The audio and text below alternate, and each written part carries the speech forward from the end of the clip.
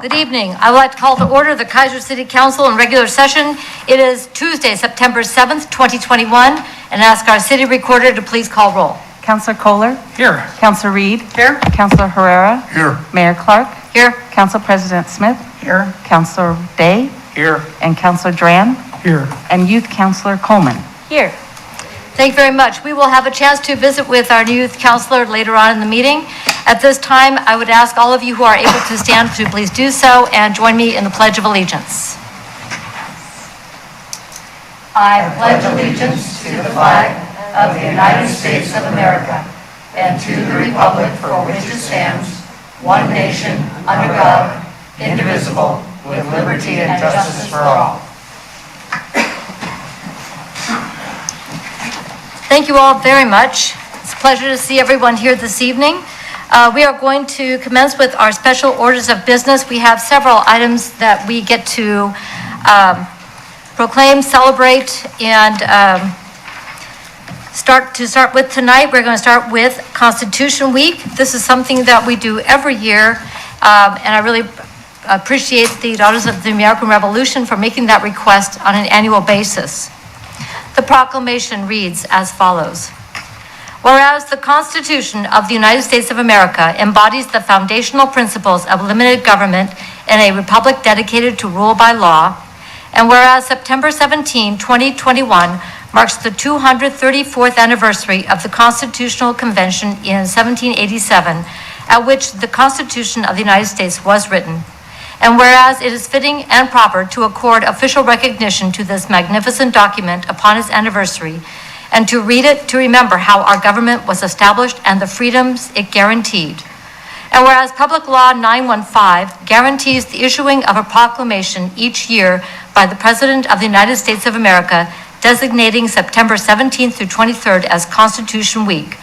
Now therefore I, Kathy Clark, Mayor of the City of Keizer, together with the Keizer City Council assembled in regular session, do hereby proclaim the week of September 17th through 23rd, 2021 as Constitution Week, and ask our citizens to reaffirm the ideals the framers of the Constitution by being vigilant in protecting our liberty. In witness whereof, I have hereunto set my hand and caused the seal of the City of Keizer to be herein affixed the 7th day of September, 2021. Ruby, I would invite you to come up here and talk to us a little bit about the Constitution Week, and then I will bring down the proclamation to present to you. If you could step up to the microphone so folks can hear you. Okay, can you hear me now? Yes, ma'am.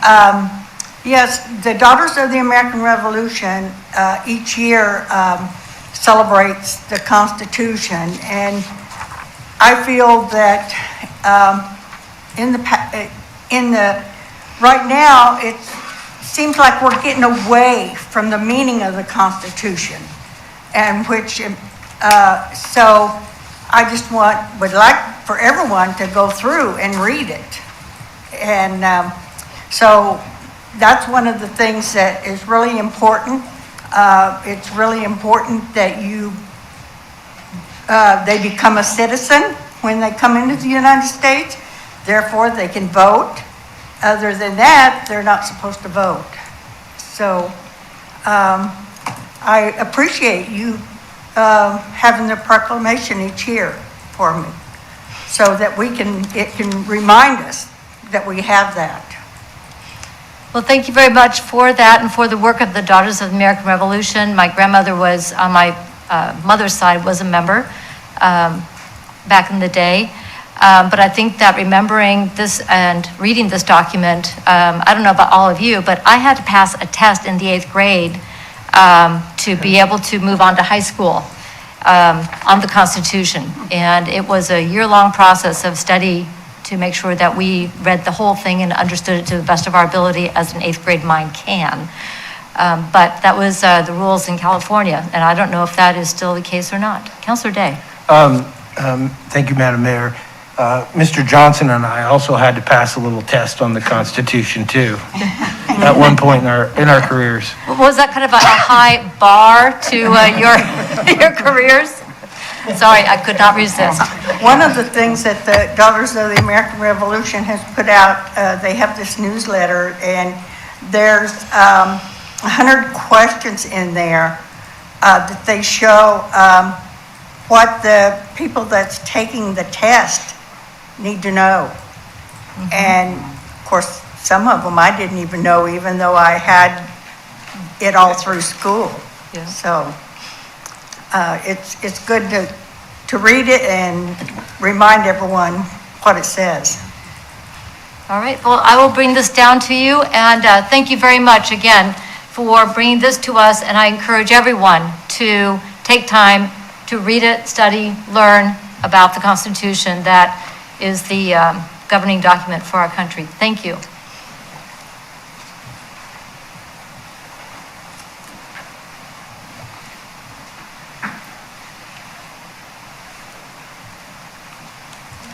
Oh, thank you very much for doing it.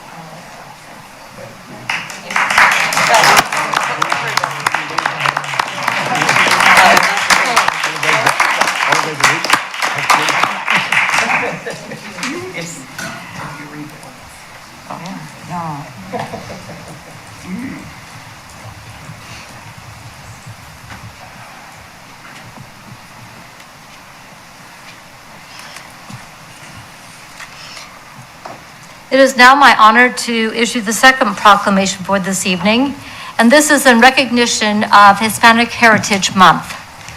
Whereas the theme for the 2021 Hispanic Heritage Month observance, as announced by the National Council of Hispanic Employment Program Managers, is Esperanza, a celebration of Hispanic heritage and hope.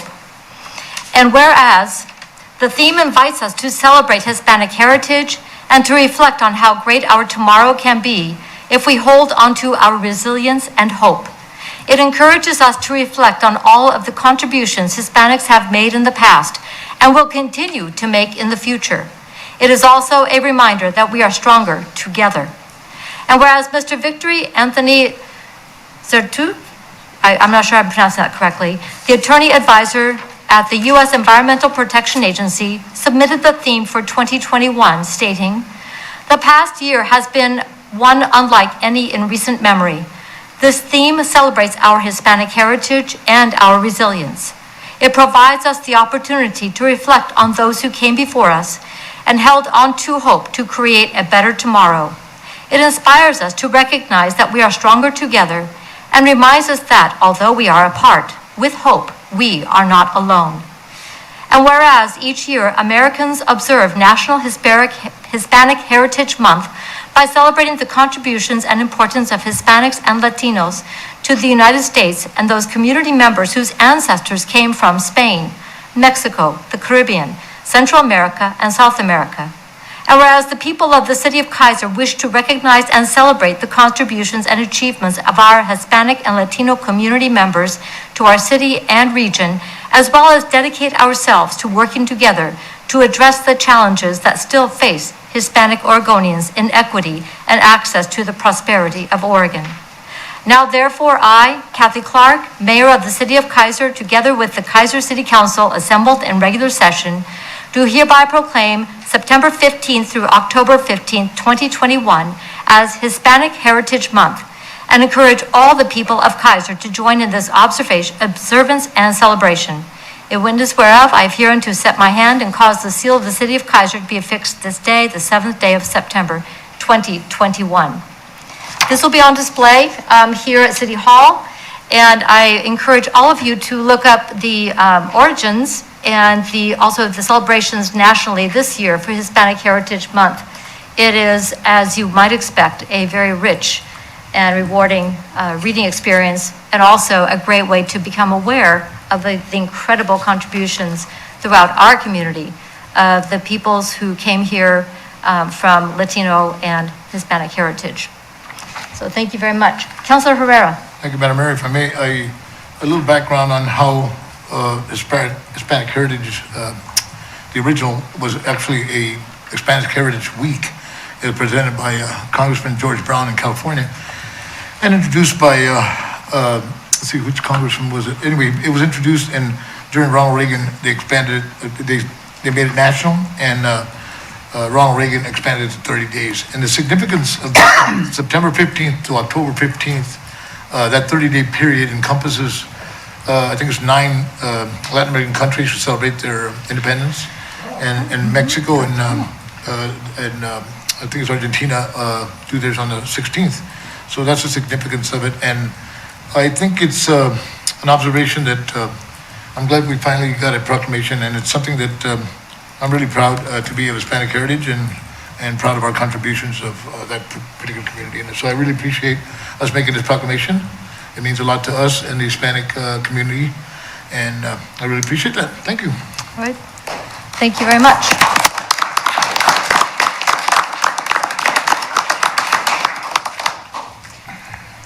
Earlier, I mentioned that my maternal grandmother was a member of the Daughters of the American Revolution. My paternal grandmother was from Spain via Mexico. So I'm very, very proud of the heritage that she brought with her, and was part of my the heritage that has now blessed my family as well. By the way, that's Anthony Ceruche. Thank you. I was not It's a quite hard sure. one. I need one of those things on there that you click on it and it says it to you. And then you hope, unless like a Chimoa in Keizer, Oregon, then maybe not. Exactly. Never mind that one. I'll ask somebody who actually knows. Like At Councilor Willamette Herrera. University. What's that? At Willamette University. Well, Willamette University. All right, no, okay. Moving on, let's go to something really cool, and that is the Keizer Rotary Service Activity Report. Mr. Brian Lee is here with us today, and I would like to invite him down. While this is not required to be reported, I ask that this be put on the agenda, because the Rotary in this community they take service above self and they put it into action every single day. And we have so many projects that have been done throughout our community. There are so many projects that will continue to be done because people get together and they figure out how to get the things done that will not only benefit us individually, but also for the present and into the future. So I really wanted to make sure everybody has a chance to see the kind of volunteerism that continues to occur through the Keizer Rotary, one of the most active branches of the Rotary, as I understand. And I'm sitting up here, so I can say that. And somebody will snag me for bride bucks or something next time I show up at one of their luncheons. But I think that it's important to celebrate when people take the time to give of themselves so generously. Brian, do you want to come and join us and tell us a little bit about the Keizer Rotary and what's going to be coming up over the next little bit? I'm totally unprepared. So anyway, as most of you know, our footprint is all over any big projects that have happened here in Keizer and beyond. We also have international services that we're involved in many projects in third world countries. This last year, just like everyone, we took a pretty big hit from COVID. We lost about 15% of our membership, but we're kind of getting our balance and putting things back in order. And hopefully, we're going to have our raffle ticket to Go for the Gold coming up here. We're hoping to kick it off in November, and then hopefully in January, if we can, or in April, when we can all get together, we're going to have the big party that we have every year out here at the center. So anyway, this last year we did quite a few things, and of course I'm going blank. One of them was the exercise equipment in some of the parks, and so that was our past president, Jeff Davis. He kind of spearheaded that. And another person that has been involved in everything we do, and he is an amazing Rotarian and a citizen of Keizer, and that's Mark Collier. You all know him. So anyway, that's about it. And just a couple of things I'd like to add to the list that you all sent in, and that was the Rotary Peace Poles that have been getting installed all over town. Yes. Those were Pat Fisher, Rotarian, brought that to the club, who brought it to the city, and then worked with private property owners as well as public spaces for those beautiful peace poles. The amphitheater continues to be Keizer Rotary Amphitheater continues to be a great place for the community to gather. And you guys keep on helping out at Little League. You just can't seem to help yourself there. And because of the activities of Rotary, that park continues to be a place where kids can play and have a wonderful sports experience. Absolutely. So I just want to, and the Rotary Arboretum, let's not forget that. Yeah, yeah. But something I'd like We're to all proud of highlight a little those bit, and I'll events. go to Councilor Herrera, and that's the tools, the sheds, the tools for people to get back to work after the fire. Yes. Mm-hmm. That was huge. Yeah, that was a Mark Collier thing. Of course, we all pitched in but he was responsible for getting most of that done, going. Pretty remarkable. Yeah. So And just there's more need, there's more things. And, For sure. you know, we kind of have things that come to us. We kind of, I don't think we turn things down too many times, so. I'm pretty new at this. I just became president in July, so I don't take much credit for this, although I've been a Rotarian for 11 years. Well, just to let people know, 31 $1,000 grants were given to wildfire victims to buy tools or training or education to get them back to work.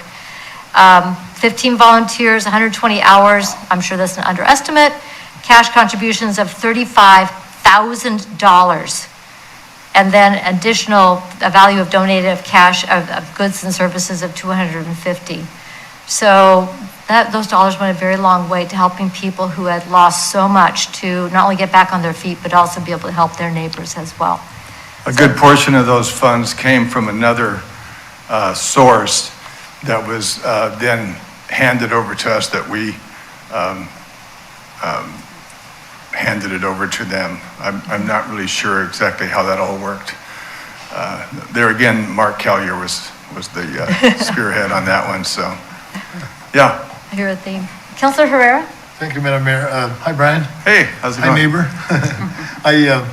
I've got to add this because the Keizer Rotary, which is one of the pillars of our community, there was a time where I was involved in Little League, and 10 of those years, of the 16 years, I was a field director, and there wasn't a project, major project in there, whether it's backstops, dugouts, concrete pads, paths, you name it. There wasn't a major project that Rotary did not have a major contribution to, and to this day, I still mention that because it was huge for our kids in the community, and I will always remember and respect all the stuff you guys did for us, you know, back in those days, and you're still doing. So I never forget about that, and I really appreciate it. And I also like their $10,000 gold prize. Sometimes it's pretty good. You know? Yeah, thank you so much. Thank you. Yeah, Clint Holland, who everybody knows, of course, he is kind of the glue that put all this together, and his passion for that. And of course, we're backing him up with dollars and manpower to get things done out there. So yeah, my kids went through Little League out there, and they're all grown up now, but yeah, we've all benefited from that. So thank you very much, appreciate it. Well, keep up the great work, and thank you for all you do. Thank you. You're welcome, thank you.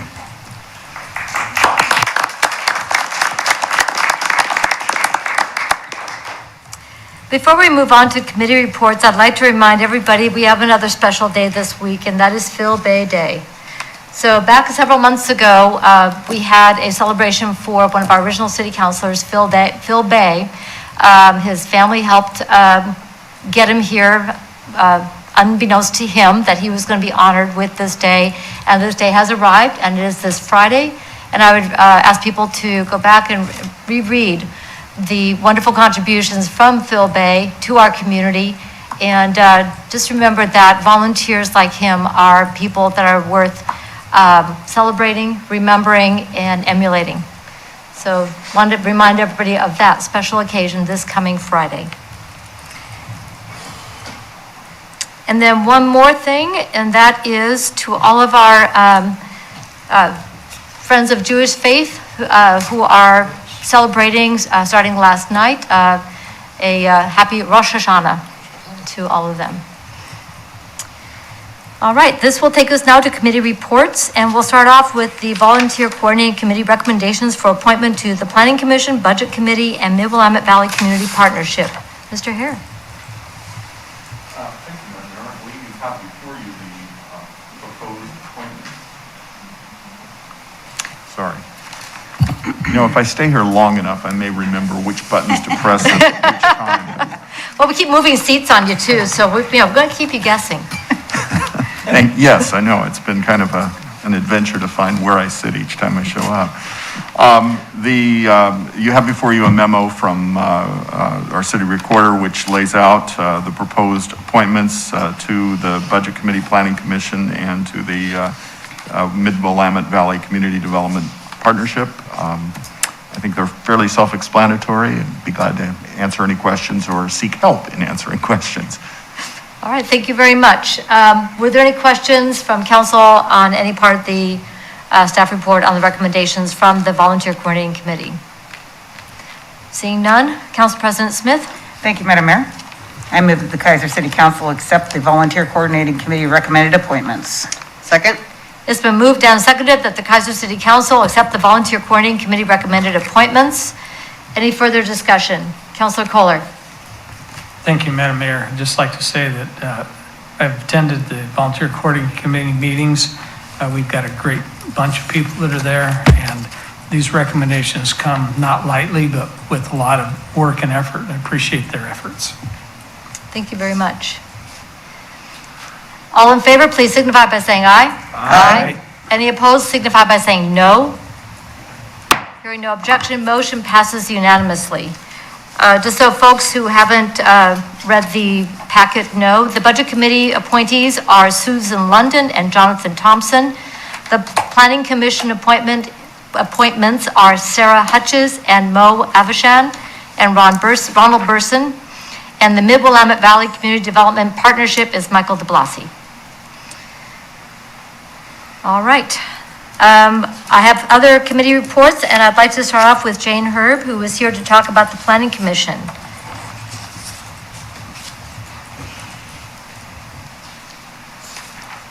Thank you, Mayor Clark and City Council. I'm here to provide the Planning Commission report from our meeting on August 18th, 2021, last month. Planning Director Shane Witham presented us with some minor fixes he'd like City Council to adopt if it meets with your approval.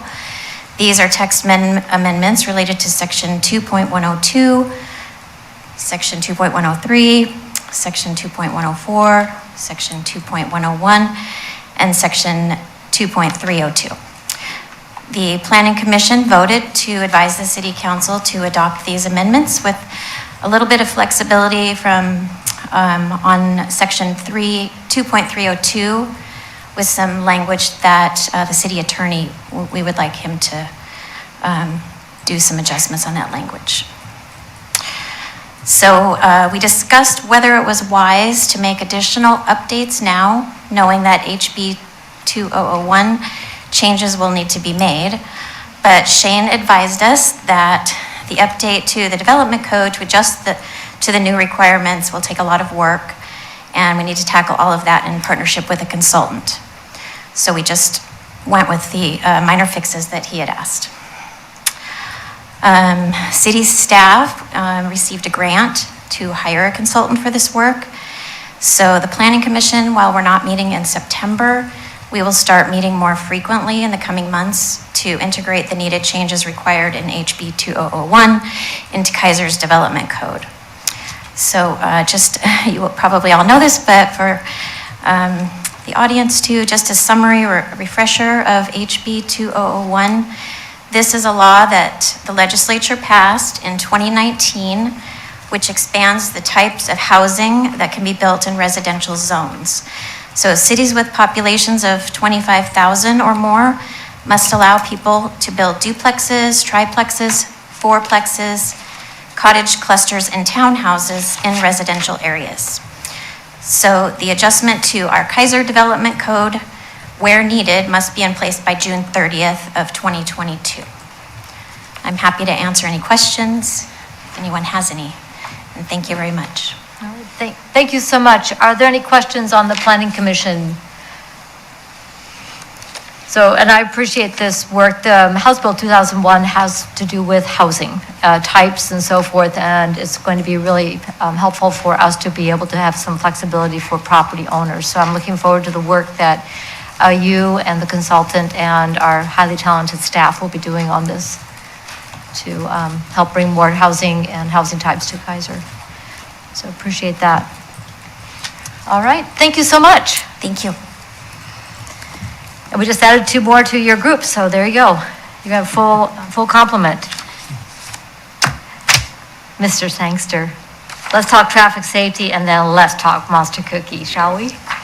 Marianne. Cookie. Marianne will come up and help with the Monster Cookie. I'm here to talk about the Traffic Safety, Bikeways, and Pedestrian Committee's meeting August 19th. We had a citizen that appeared that had concerns about sidewalks and such from Kennedy School to Verda.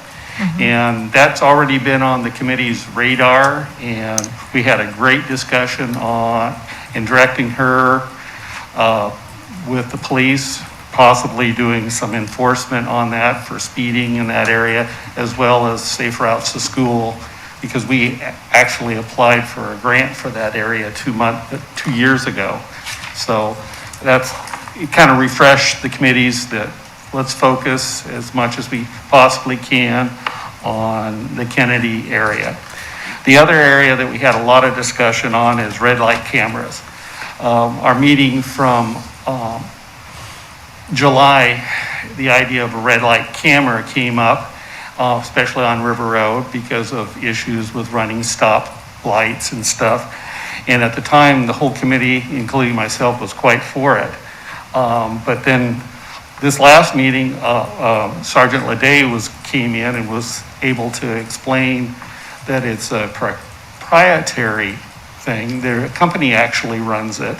And they did a study in Keizer in 2018, and we couldn't generate enough money for them to run it. Salem and others, this company actually takes a percentage and stuff. And so the committee kind of stepped back a little bit and said, maybe there's other ways, so we're going to be researching that a little more, whether it's signage or other types of educational stuff.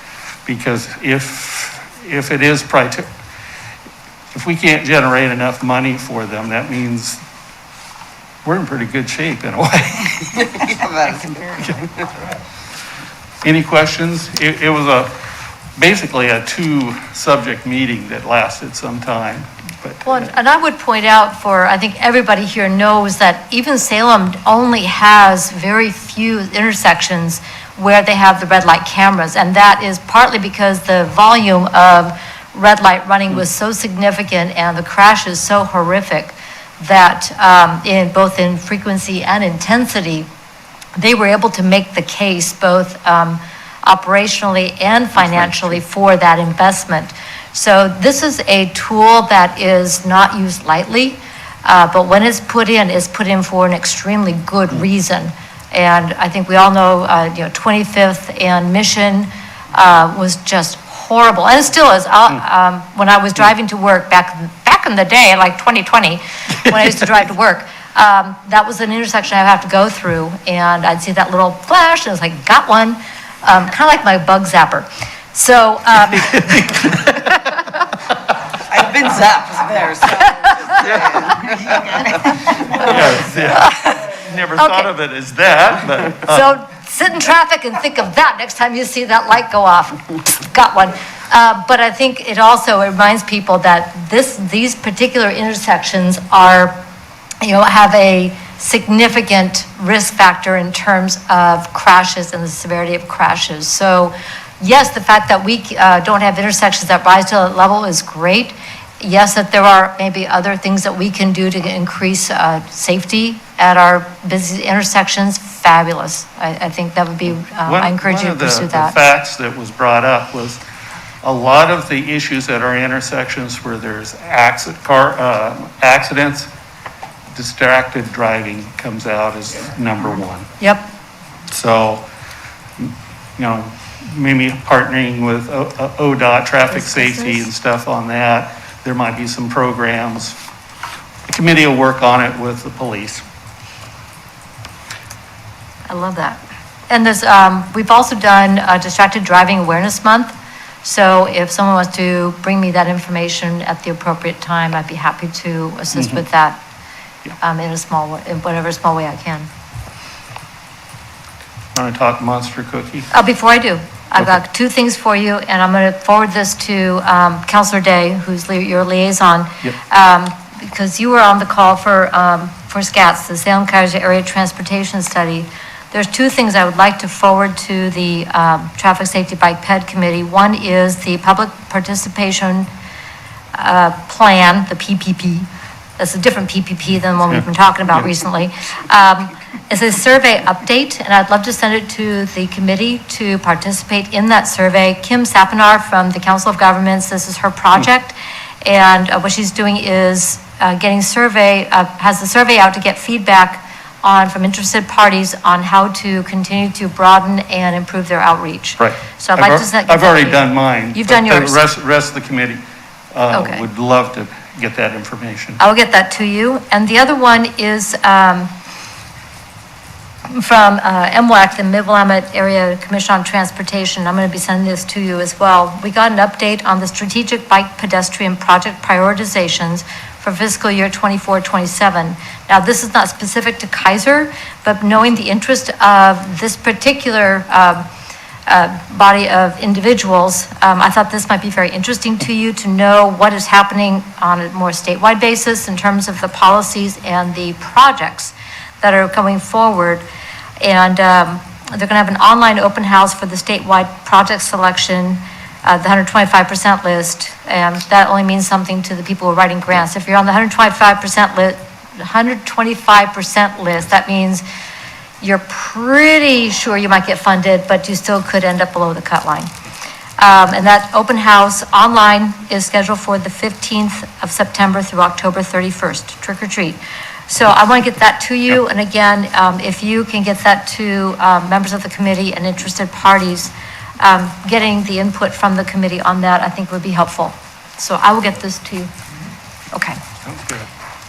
So that would be helpful. I'm going to email this. Okay. Okay. These were pretty hefty packets this last time. So anyway, any other questions on traffic safety bike ped? Cookie. The Salem Bicycle Club would like to truly thank the city of Keizer for all their support and making the Monster Cookie do the 45th at the 45th overwhelmingly successful. The cookies are Marianne's original Monster Cookie recipe made by Oregon Trail Bakery. We found out this year they're actually gluten-free too. We had, our goal was kind of 500 riders, hopefully. We had 567. Woo! So our mini cookie was a brand new idea. We had no idea how many would show up. The board had asked me how many. I said, well, maybe 12. We had 32, and we had people from Portland, and there was one grandmother from Vancouver, Washington. It was a mom. Yeah, and she brought came her two sons down just for the mini cookie. Yeah. Wow. She was very upset that she thought that they were going to have to stand around for an hour. She said, I'm going to take the boys and go for a ride, but they'd love a cookie. I said, we'll find a cookie. So we rounded them up cookies, so they were very happy.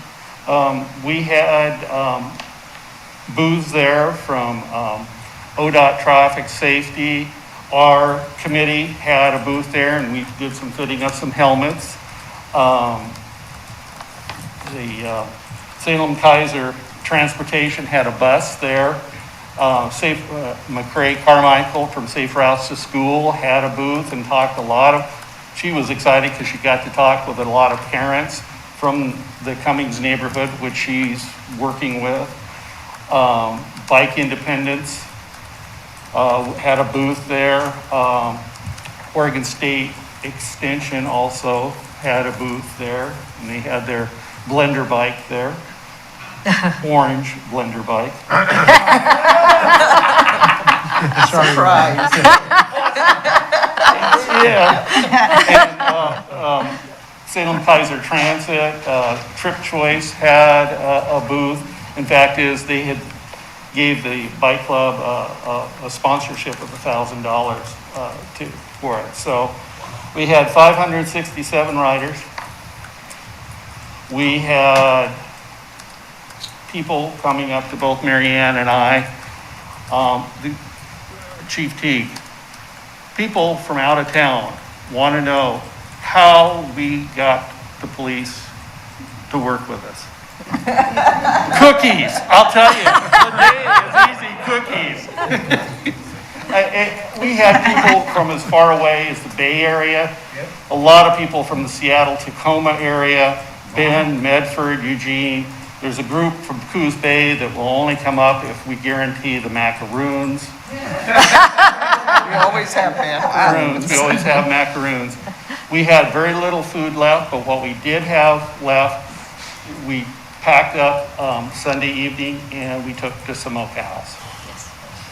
And we heard nothing but raves about Keizer and the route, and they were very excited that we some people of one group from Tacoma wanted to know why Keizer streets are so clean, Bill.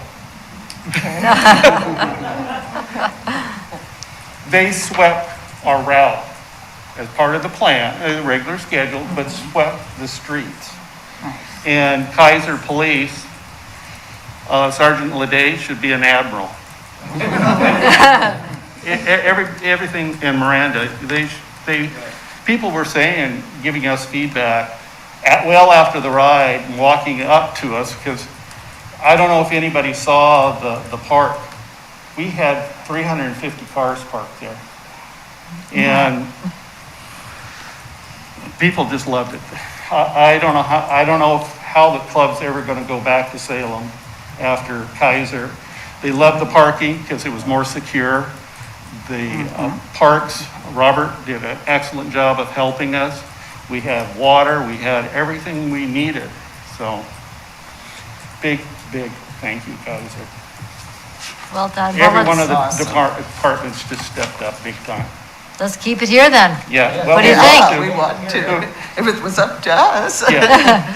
Well, let's talk. Well, this is Marianne's and my last year as coordinators. We've done it for the last 8 years, and we did it for the first 5 years. So we haven't ridden it. Yeah. And everybody was telling us how wonderful this route was that we designed and everything, but we didn't ever get to really ride it. And, you know, we get to eat some of the cookies, but they're all crumpled and stuff. Yeah, so it turned out a success, big time. And, you know, between Keizer and then Marianne working on the weather, it was perfect. Yeah. Everybody says she's a saint, so I know she's the one that has points in heaven for the weather. Cashed them in. It was gorgeous day. So thank you again. Councilor Kohler, you had a comment or question? Well, I just had a comment. We all know that Keizer is the place to be, so if you'll just let your predecessor know, or whoever's taking over, that Keizer is the place to hold the monster cookie, then. Well, not only it was a lot of positives as far as clean streets, great police, and the rural, less traffic, rural kind of setting, it was a lot cheaper too. Fantastic. Thank you. Well, Thank you Marianne, Hirsch, you have done a magnificent job with this. You have taken an idea and a cookie, and you've turned it into something that is just absolutely precious for our whole community and apparently for people across our region. To you, much thanks, much love. Hirsch and Marianne Sangster.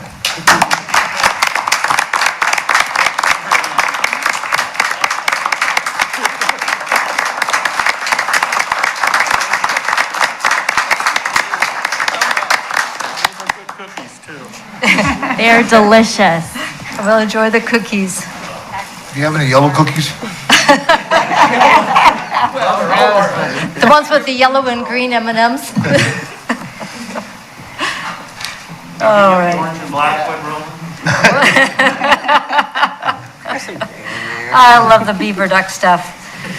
I call that economic development for Oregon. All right. This takes us to public testimony or public comment. This time is provided for citizens to address the council on any matters other than those on the agenda scheduled for public hearing.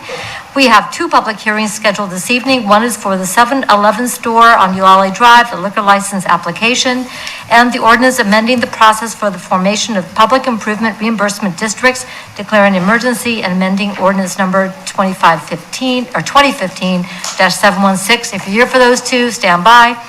And I do have Paula Giles from the Kaiju Community Library here to share with us under public testimony. If you please come on down.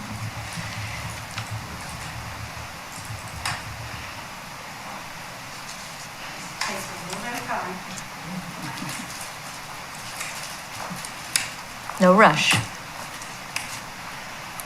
Well, we had a very successful book sale. We thank the City Council for letting us use the rooms here in the building. And as always, Tracy and Debbie, I swear, talk about admirals. I think they should be generals or something. They just make everything happen. It just sort of happens. It's wonderful. I always have a story to tell, and there's always something different. But we've gotten a way to sort out the books so that they're actually in different categories so people can find things much easier. So this year, someone came and said, someone in the office has told them that there's a book that has a picture of the tree that's in their front yard in the book. So I sent her to the gardening section, and by golly, 10 or 15 minutes later, she comes out with the book, with the picture. Here it is. That's my book. That's my picture. That's my tree. So there we go. And as a result, because of things like that, and because of your help, and because of the fact that you let us use this wonderful facility, we raised $2,449.27. We're very happy. Of course, you've probably been reading about the fact that we're remodeling. Talk about volunteers. We've got them coming out. I just tell you, they're coming from everywhere. They got in there. We've taken walls down, put walls up, bookcases, and all kinds of things happening in the library. And we are having our grand opening September 18th. And because of the COVID, we're doing it outside with masks required. And we're hoping that some of you can come. We're going to have treats. So we may not have the monster cookies, but we'll have some stuff there too. We're going to be doing it outside so that it's a little bit safer for people. And it's going to be outside of the cultural building on the 18th. For the 17th, we know that some of your folks that work in the office here can't come during our celebration. So we're going to be open with treats also for them if they'd like to meander over there and take a look. I brought a show and tell. This is one of our new books that we're adding to our library. And it's on it happens to be the Cherokee Indian tribe. And their history, it's in their language, but also in English. We're doing the same thing with Hispanic languages and all different kinds of books that we're trying to add to our collection. So I wanted you to know about that one. And we have now children's library cards. We have a mascot now, a frog with a book. He'll be named sometime in the future. Children get to have their own cards. And we were giving them out for the summer program for the kids that came in and got their pizza, their treats for reading during the summer. They got their own cards, and this one little guy was so cute. He got his book, his card, and he was jumping around like a little bunny rabbit. Everybody, look at my card, look at my card. He has his own card that he could use to check out books. So, I mean, it really is something for kids. They really, really love stuff like that. So anyway, I hope that all of you can come in at some point and see our new library. By the way, we are also looking at books for and about handicapped children, disabilities, nowadays are being addressed in all different ways. So we're adding those large print books, those two. We're going to be reaching out to some of our retirement homes, hoping to get some outreach to going to them. So anybody else, any questions? Councilor Kohler. Thank you, Madam Mayor. The grand opening is at 11 on the 18th? or It's September 18th at 11:30. 11:30, thank you. You should all be getting an invitation. I saw the invitation, I couldn't remember if it was 11 or 12, 11:30. but right around that neighborhood, but thank you. Bright and early. Let's ask a question. Yeah, at 11 o'clock is the dedication of the story poles out front. So you get a twofer. You come down for that. You also get to be there for the grand reopening of the library. So be here early for that. Yay, rah, thanks. So, and Councilor Day? Did I hear you say that you guys could use some bookcases, or are you set there? I think we're set. Okay. We have bookcases coming. We were fortunate in getting some grants this year that we could add to our inventory. So it updates, it's not just an update of the facility itself, but what's in it and how it's worked and how it's held. And so that makes, along with, I almost forgot, gosh, how could I do that? We got a grant through the federal government. So we are now able to offer library cards for free. Oh, great. There is no longer going to be a membership requirement for people to pay, which we're very, very happy about. So it's Well, going to be open to everybody. If that changes and you need bookcases, I just closed my practice and I have some very nice bookcases that I'd be more than happy to donate. So. I'll remember that you said that. Okay. You may be sorry. Anything else? Fantastic. Well, thank you so much to all the volunteers. Is there another book sale this October? Or November. November. Because of the COVID restrictions and all of the changes, normally we would have had it at a different time, but we felt that this would be our opportunity.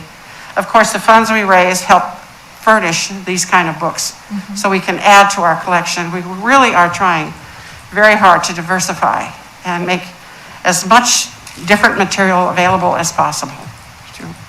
I appreciate that intentionality. And do you have a website or a Facebook page that people can go to find out more? Information at keizerlibrary.com or .org, either one. You put Keizer Library up there, you'll find it. There's also a Facebook page, and thank you so much to you, all of the volunteers who make Kaiju Community Library possible. Thank you very much. Thank you.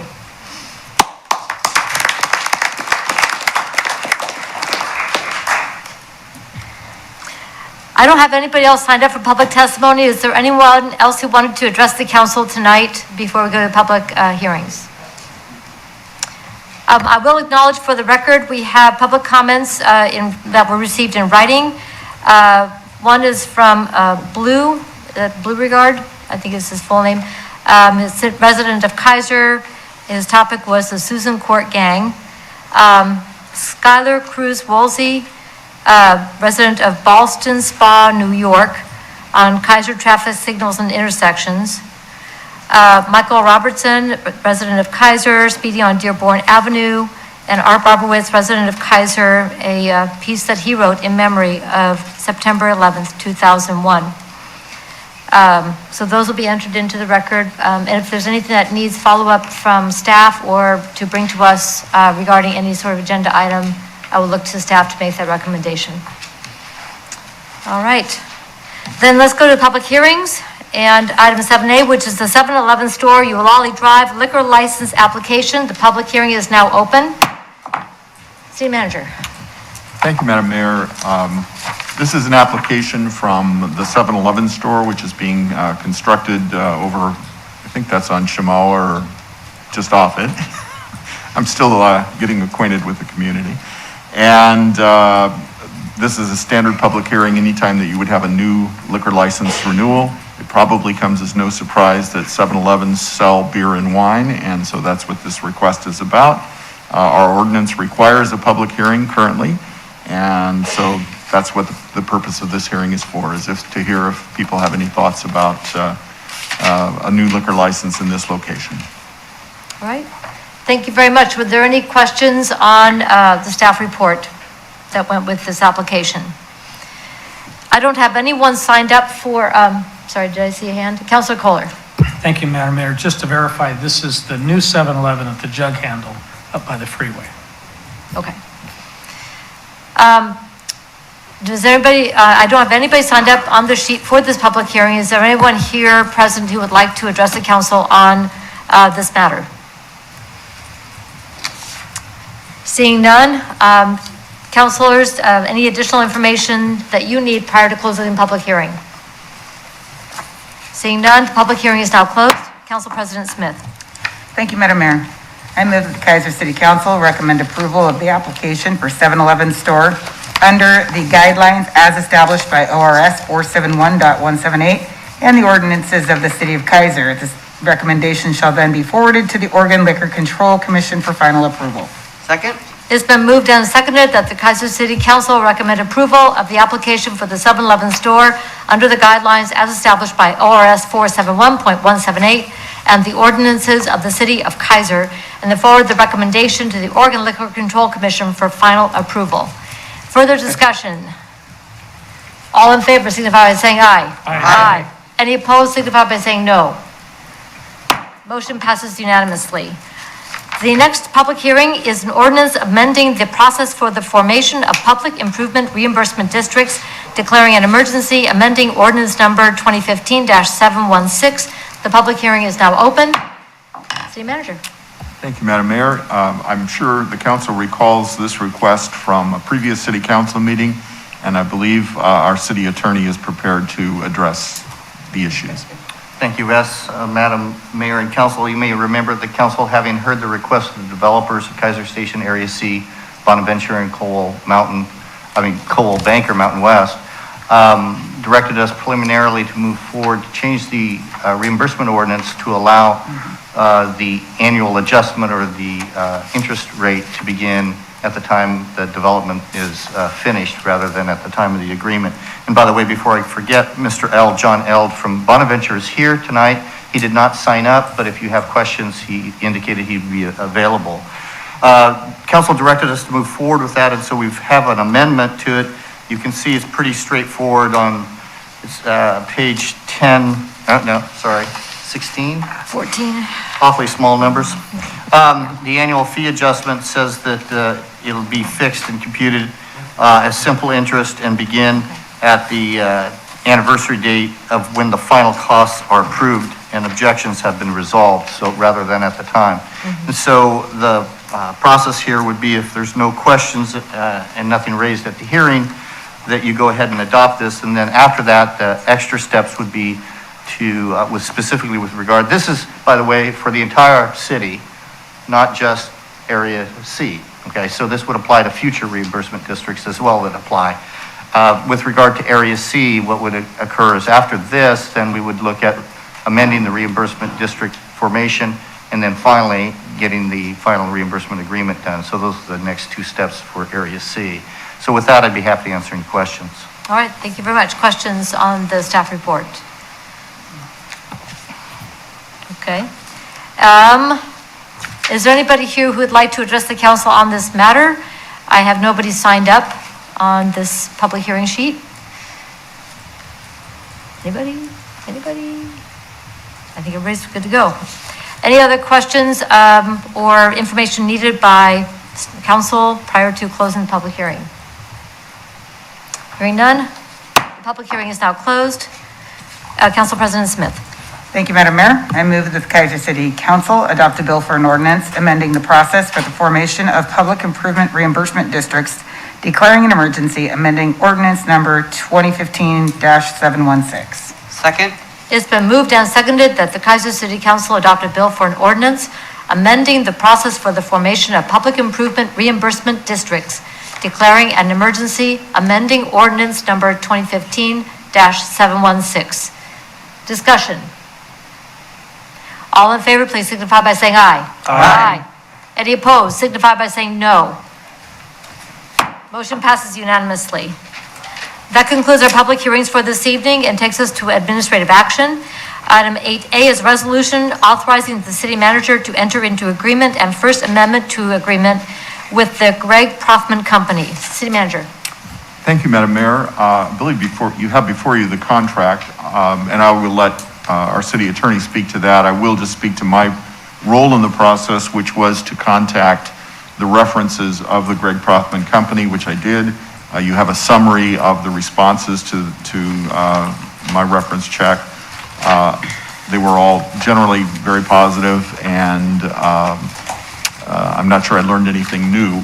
I also included in the packet for your review a list of the recruitments that Prothman has done in recent years all over the Northwest. I guess South Dakota counts as the Northwest in some circles. And also a sample of one of their bulletins that they put out, or notices that they put out regarding jobs, just as a sample of their work. I don't know if the city attorney wanted to speak to the contract at all, but. Yes, briefly. Thanks, Wes, Madam Mayor and Council. As you can see from the packet and the resolution, we have the same contract as we had last time, about 3 weeks ago. However, we noted that the schedule laid out in the original proposal was now going to be off by a little bit. And so we asked Prothman to submit a revised proposal. And rather than try to do a new contract, we incorporated that as an amendment. So the resolution authorizes the city manager to move forward, signing the agreement and the First Amendment with the revised timeline. So with that, I'd be happy to answer any questions. Thank you very much. Are there any questions on the staff report and the reason behind the two contracts? Thank you for the thoroughness in this report. Really appreciate that, and especially the example of the kind of work and background work that a recruitment company does. Not everybody's been through this process, so it's really helpful for us to get as much information up front as we possibly can. All right. Great examples here. Anything else? Council President Smith? Thank you, Madam Mayor.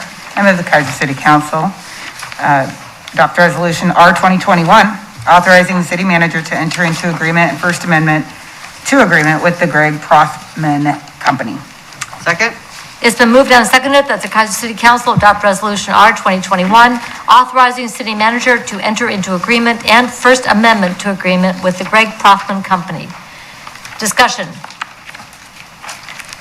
All in favor, please signify by saying aye. Aye. Any opposed, signify by saying no. Motion passes unanimously. That takes us then to item 8B, which is the Municipal Court Judge Evaluation Report. And I believe this goes to the two city councilors who, why don't you go ahead and start us off, Councilor Rivera? All right, I wrote some notes because it's been a while since I went.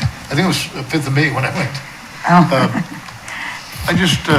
going to repeat some of the things I said last meeting. The Keizer residents can be assured that we have a judge that is fair and treats people with courtesy. He listens and gives the opportunity to explain their case. He informs and educates and helps them understand and comply. I was impressed by the way he approached. He has this method of educating at the same time, some comments of correction, that's what I call. And while I was sitting there observing, and this is a little off, but I started thinking about my encounter with the judge in 1970, and I thought, man, where was this judge when I was young? He actually literally told me to get a haircut. I thought to myself, wow. But we were very, he's polite and patient. I noticed his patience was really, he listens really well, and it was not intimidating by any means. I know people that get in front of the judge, they get a little, I observed 8 different people appear in front of him, and they were all treated respectfully, and some were given the opportunity to correct and comply, and I thought that was really impressive when his communication skills were really good with folks. I actually enjoyed listening to our judge. He's really great.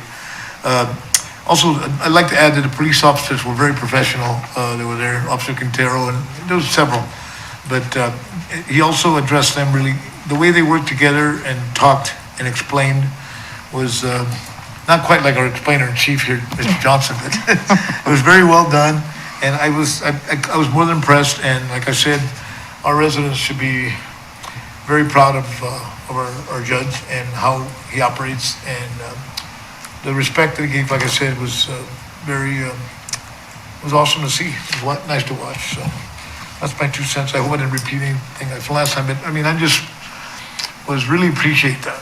So that's my 2 cents, and I wrote some notes because I want to make sure I covered all this. It was just wonderful. So. All right. Thank you very much. And I believe the other observer this year was Councilor Day. Thank you, Madam Mayor. I want to echo what Councilor Herrera said. I think Councilor Herrera's evaluation was spot on. As someone who has been in front of judges at every level, I've been at Ninth Circuit, Oregon Supreme Court, all the way down to municipal judges. I've been in front of all of them. And the one word I would use to describe our municipal court judge is fair. Fair. And that's what every judge strives to be, is fair. And I just wanted everything that Councilor Herrera observed, I observed as well. I was blown away. I can think of any number of cases where I wish I had Judge Myers in front of someone else. But I just want to reiterate what Councilor Herrera said. I think the citizens of Keizer are very lucky to have Judge Myers here. And the other thing I'll say, the pro tem was there as well, and I had a chance to talk to him, and he apparently spends quite a bit of time with Judge Myers. So they, apparently he's making sure that we'll be left in good hands when he finally decides to hang up his gavel. Yes. I would like to reiterate what Councilor Dave said, our pro tem. I got to meet him too, and in listening to him, he was a student of our judge. Yes. And I think he's from New York or something, way back east, which was kind of scary when he said it to me. but in listening to him, and actually sat with him a little bit, and I think we're in good hands with our pro tem too also. So I agree with him. Councilor Day. Thank you, Madam Mayor. Thank you very much. If people want to know a little bit more about our Judge Pro Tem, is Patrick Mercurio, and he is from New York. I think when I introduced him, I got the wrong borough, and because back there they would never confuse the Bronx and Brooklyn, but I did, and it was my faux pas. So, but I would encourage you to Google some of the articles he wrote prior to coming out here, which is why he's such a good fit for working with Judge Meyer. Also that same types of values and respect for people and a wicked sense of humor. Thank you both very much for your report. This is helpful for us as this is the third individual who is a direct report to City Council. The city manager, the city attorney, and the municipal judge are the three that report to the City Council, or that we sign. We are the ones who are responsible for hiring those positions. So thank you for the recommendation, and it sounds like we are going to, as long as Judge Myers has not chosen to fully retire, and people are finding, that whole retirement thing kind of attractive. So I don't know, but to proceed with the next year is, I believe, the direction we will provide at this point. So to Mr. Hare and Mr. Johnson, I believe that is the consensus of the council. Am I correct? Yes, indeed. Thank you both very much. And I would encourage anybody who would like to observe municipal court to let, if they want to know the hours, what would be the appropriate person to contact? If they want to observe court? Probably the court clerk, Tim, Sarah. Okay. So if we get that, somebody emails or goes to our city website and they send an email to? There's a specific, I believe it's municipal court at keizer.org. Got it. Okay. All right, thank you very much. Let's go on then to item 8C, which is a resolution accepting and approving plans for the placement of mosaic art at the splash fountain. City Manager? Thank you, Madam Mayor. Before I turn this over to the city attorney, as it is involves an RFP of sorts, I had the privilege of attending the Arts Commission meeting where this was discussed. And basically, it's, as the memo explains, just a plan to place a mosaic only on a vertical surface at the splash fountain. The funding has not yet been secured, but the reason it's coming to you is that they would like permission from the council so that the Arts Commission can then proceed to go ahead with fundraising. With that, I'll turn it over to the city attorney. Thank you, Wes, and Madam Mayor and Council. As the city manager indicated, this is a little unusual in that this is not a for sure thing, but what the Art Commission wanted was approval from council, because you do approve specific locations on city property, and the concept. They wanted that first because they didn't want to try to go out fundraising only to find out you folks weren't behind it. So it's a little different kind of situation. The other ones we had the grants in hand, but this one is a little bit different. So the artist approached us, and the commission is in favor of it. We've run it through staff and feel that it'd be appropriate. So it's before you as a resolution, basically approving the placement of it at the location. That would not probably be coming back to council, because if they get the funding, it would be less than the $25,000 council amount. So you might not see it again. We will alert council if the funding comes through, though. So with that, I'd be happy to answer any questions. All right, thank you very much. This is a beautiful design. I'm so excited to see this go forward. And I really thank the people of the Arts Commission, and thank our community members, Tony Feliciano, for introducing me to Mr. Planell, and having him bring a portfolio of his work. So I'm very happy to have this wonderful addition. Any other questions, comments on the staff report? Councilor Kohler. Thank you, Madam Mayor. I was at the Parks Board meeting when he came and visited with us about that. He's very articulate about his art and what he's doing. It was a very nice presentation. Thank you very much. Any other discussion? Council President Smith. Thank you, Madam Mayor. I move that the Keizer City Council adopt Resolution R 2021, accepting and approving plans for placement of mosaic art at Splash Fountain. Second? It's been moved and seconded that the Keizer City Council adopt Resolution R 2021, accepting and approving plans for placement of mosaic art at Splash Fountain. Any further discussion? All in favor, please signify by saying aye. Aye. Any opposed, signify by saying no.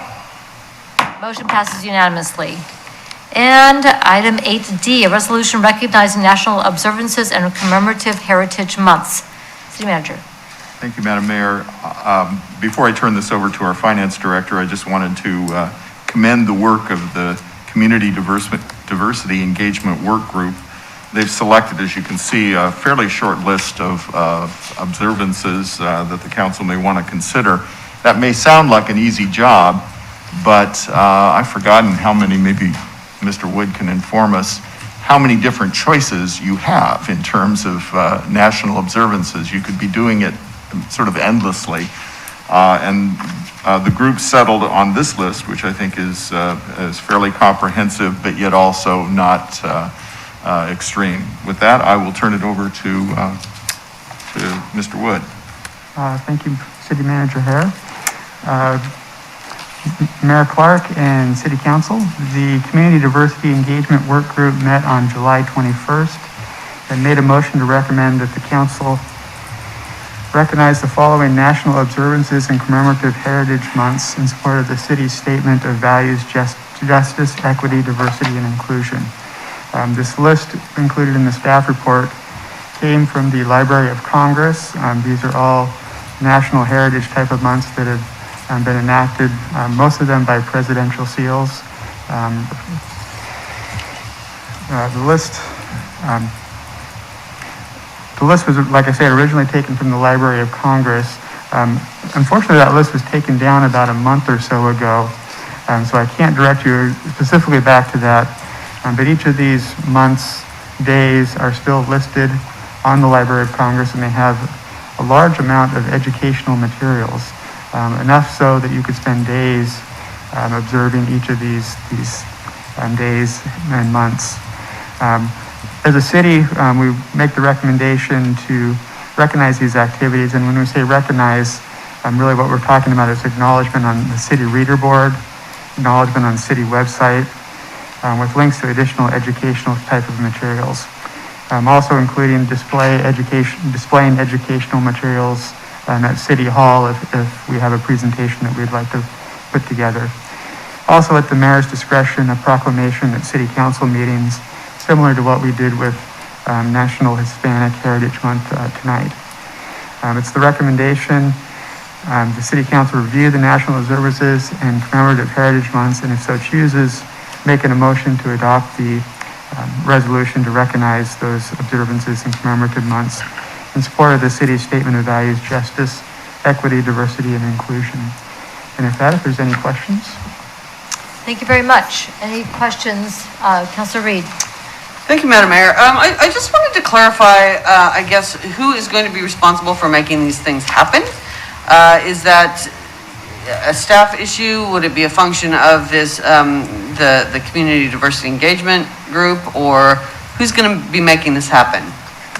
That's a good question. Obviously with the reader board website kind of stuff, that will be city staff. If there is displays that people would like to present, I think the the Community Diversity Engagement Work Group would probably be involved in that as far as making recommendations. Okay, thank you. That's a great question. Thank you for doing that.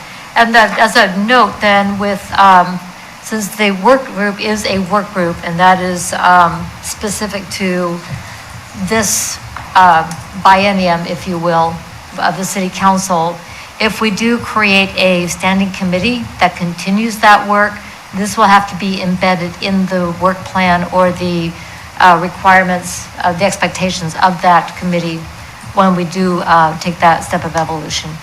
So That's just as a You note. are correct, and that is the current plan. Okay. We are working on a resolution to recommend to council to adopt a formal committee, and included in the resolution is a listing of tasks, and this is one of those tasks. Okay, same page. Yeah, of course. Of course. It's you guys, of course you already thought of it. Never mind. All right, any other comments, questions? All right, Council President Smith. Thank you, Madam Mayor. I move that the Keizer City Council adopt Resolution R 2021, recognizing national observances and commemorative heritage months. Second. It's been moved and seconded that the Keizer City Council adopt resolution recognizing the national observances and commemorative heritage months. Any further discussion? All in favor signify by saying aye. Aye. Any opposed signify by saying no. Motion passes unanimously. That'll make it really easy for Tracy to remind me, which she's extremely good at. Council President Smith, would you please read the items on tonight's consent calendar? Yes, thank you, Madam Mayor. The consent calendar has 6 items. A, resolution authorizing disposition of surplus property, code enforcement vehicle. B, resolution authorizing disposition of surplus property, seized vehicles. C, surplus property report 2020 to 2021. D is approval of the August 16th, 2021 regular session minutes. E is approval of the August 23rd, 2021 work session minutes. And F is approval of August 23rd, 2021 special session minutes. Thank you very much. Are there any polls? You need to pull those? The 16th. You need, Council President Smith wasn't on the 16th. okay, so you're pulling, Council President Smith, are you pulling D? Yes. Okay, Thank you. all right. Got each other's back. All right, any other polls? Council President Smith. Thank you, Madam Mayor. I move the Keizer City Council approve the consent calendars, items A, B, C, E, and F. Second.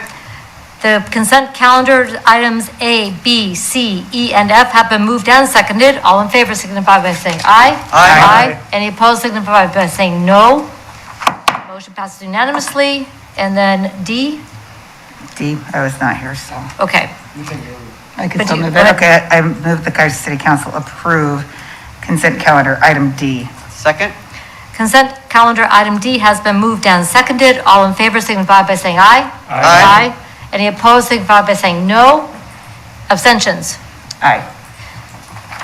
Motion passes with 6 aye and 1 abstention, and that is Counselor Smith. Thank you very much. Other business. This time is provided to the mayor, city council members, or staff an opportunity to bring new or old matters before the council that are not on tonight's agenda. So, Mr. Hare. Thank you, Madam Mayor. I do have one item that I it's called, probably in an exaggerated way, a memorandum. It's really just sort of an outline of issues regarding the city manager search. Foremost among those issues is a meeting with the consultant that you've just agreed to hire tonight. The specific person who will actually be doing that work is a retired city manager by the name of Gary Milliman. He's also serving as the interim city manager for the city of Ashland at the moment. But before he took that job, he made an agreement with the city that he would do this job for the city of Keizer, serve as our consultant. He is available on September 15th to meet with you either in person or via Zoom, whichever you really prefer. And of course, some of the content of that meeting is really reflected in the rest of the issues that I list here in the memo. Probably just because it's the way I'm most familiar with having done it in the past is I think there's value in having an in-person meeting with a consultant to be able to convey things that are particularly important to each of you, catching the nuances of what you want, for example, in the way of public involvement, how much involvement you want in the screening of applications. And there's wide, this is not all that uncommon, but there's a lot of variance right now in the number of applications that you're likely to receive. In a discussion I've had with search firms and in the experience that I had in Toledo, you might see searches that yield only 4 or 5 qualified applications, and then you might find one where you'll have 50 or 60. So it's just sort of hard to tell based on a lot of different factors that you can't always control. Regardless, it's something that you need to think about in terms of how involved you want to be in selecting the candidates for interviews and so on. In any event, the primary question that I hope we could get answered tonight was whether or not September 15th would work as a work session date for the council, and if so, whether you would like that to be in person or via Zoom. Okay, let's start with the first question. Is that workable for everybody? And I happen to know that that's not the case. So I know Councilor Smith is a no. Anybody else have, you're good? What Good? time? Yeah, time, please. It'd have to be in the evening. Yeah, Otherwise, it takes all of us out. Right. I have a meeting till 7:30. That changes that to a no. We're down 2, so 15th isn't going to work. Okay, I can certainly get back with him and come up with some alternative dates to get back to the rest. Because I would get really late. I don't know about you, but I don't do my best work starting off a new meeting at like 7, 8 in the evening or 9, 10. Although I'm a bit of a night owl. Isn't it always at 7? It is, really, yeah. Well, this is something that we kind of do on a regular basis, but this is going to be a little bit more involved. So, no, we're not going to start, especially coming from something else where you have to dive into another meeting. Yeah, that doesn't sound like a formula for success, so I think we'll be down 2. Okay, so the second question is, do you care whether it's by Zoom or do you prefer in person? Okay, I'm going to go around. Preference. Yes, no, don't care. I don't care. Don't care? I don't care. Don't care? For that one in person. In person? I care, it didn't matter. I would prefer in person, but depending on the logistics, Zoom would work. I like to be able to look them in the eyes. I don't know what you were going to say. Yeah. My preference is in person. If it's possible, Zoom will work if it helps us with the timeline. Does that sound like a reasonable compromise? That's fine. Does that help? We'll do our best. All right. Okay, there's your first 2. As I said, item number 1, staff point of contact. Oh, no, I'm sorry, that's really all we needed for tonight. I was actually, again, this was pretty abbreviated. The proposal for the staff point of contact was that I would work with the consultant with support from the HR director and the human resources department, so unless the council has a preference. Okay, Counselor Day. So, I had a couple questions about qualifications. I mean, I don't, maybe that I'm using the wrong term, but is a city manager required to have a Master of Public Administration or MBA or anything like that? And I said MB as in boy A or MPA. The short answer to the question is no. I mean, this isn't, a city manager's position nationally is not like a school superintendent, for example, which requires certain accreditations that you have to have. There is, the International City County Management Association does have what they call a credentialed manager program, but it's voluntary. A number of managers, I am a credentialed manager, many others are, across the country, but there is certainly no national or state requirement for city managers. So maybe one more, Madam Mayor. Yes. My biggest concern in this whole thing is that it says on here, and I noticed also in the staff report, that it says MPA or something reasonably close, MPA or equivalent, and then but above that it says city manager experience. My concern, I'll just lay it out there for everyone, is that if we require a certain level of education, that might exclude people who might otherwise be very qualified, and that's my concern. I don't want to lose applicants who maybe started at 18 working wherever and they're 55 and they've been running the city effectively, but they didn't, because they were working so hard, they didn't have time to go to school. I don't want to lose that. Sure. I don't want to lose a chance at that candidate. Yeah. That's what I'm concerned. So what you just hit on, and so I'm gonna press pause because what you're doing is sharing what our consultant is going to need to hear. I'm getting a head nod from Human Resources. Okay. You are spot on. So these are good food for thought. So as you read through these, would you please be making notes on things exactly like that? Because that is exactly what the consultant needs to hear from us.